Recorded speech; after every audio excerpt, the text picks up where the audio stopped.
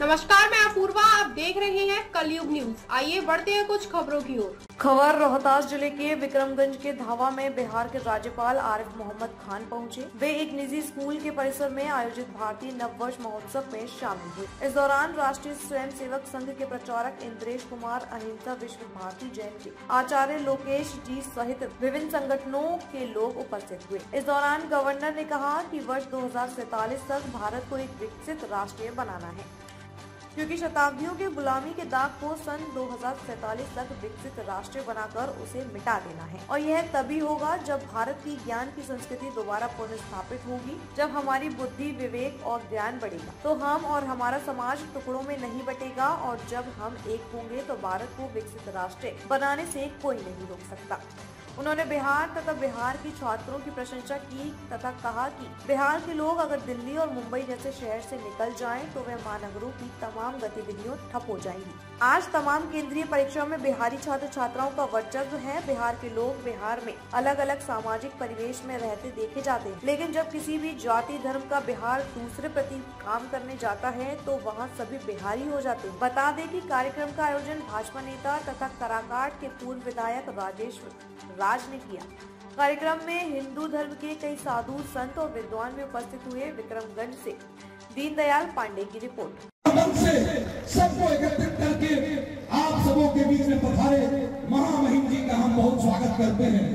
इस गौरव क्षण में कृष्ण के बंसी वादन बिना विरस सुना है और शंकर के डमरू बिना कैलाश पर्वत, वैसे ही राजेश्वर राज भैया ने एक ऐसा अभिवादन किया है। चैतन्य है, और अगर भारत फिर से चैतन्य है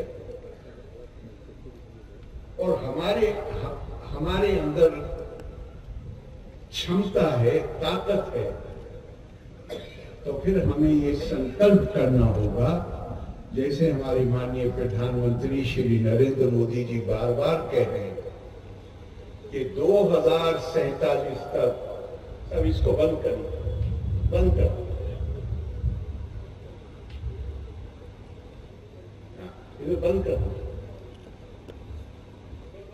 2047 तक भारत को विकसित राष्ट्र बनाना।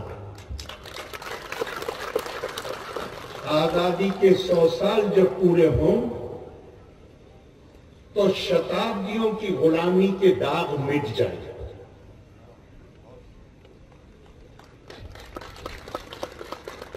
उसके लिए मैंने माननीय प्रधानमंत्री जी से भी बात हुई तो मैंने उनसे भी निवेदन किया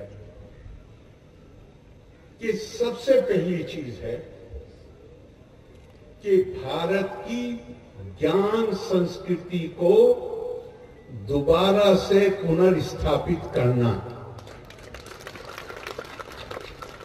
ज्ञान हमारे अंदर होगा तो फिर हम समाज को छोटे छोटे टुकड़ों में नहीं बांटेंगे। टुकड़ों में, अंदर से टुकड़ों में बटा हुआ समाज न विकास कर सकता है, न प्रगति कर सकता है, न ख्याति प्राप्त कर सकता है। आप बिहार का ही देख लीजिए। बिहार के बाहर जो बिहारी हैं उनकी हर कोई स्वीकार करता है। बंबई जैसा बड़ा शहर, दिल्ली राजधानी, बिहारी निकल आए तो ठप हो जाएंगे दोनों। तो मैं कई दफा कहता हूं ये इतनी कामयाबी क्यों है? ये हमारे बच्चे यहां से निकल के जाते हैं, दूसरे किसी भी राज्य के मुकाबले में केंद्रीय परीक्षाओं में नंबर 1 पर रहते हैं। अभी मैं बच्चों से मिला, उनमें कोई बिहार की किसी यूनिवर्सिटी का नहीं था। जो बिहार के बच्चे, वो सब बाहर की यूनिवर्सिटी से थे। और ये बिहार कार्डर में जो आए हैं, मैं तो उनसे मिला, और जगह कितने गए हैं वो अलग बात है। तो ये कामयाबी क्यों? इसलिए कि बिहार के बाहर वो सिर्फ और सिर्फ बिहारी हैं।